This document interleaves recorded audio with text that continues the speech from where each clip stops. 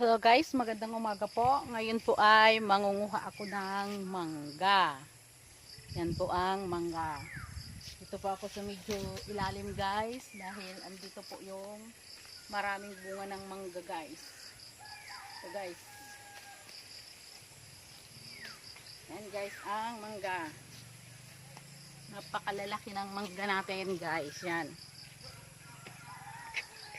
Yan nga po ay kanina pa po pala akong kumuha ng mangga. At ito na po ang ating mangga guys. Yan. Ay nahulog.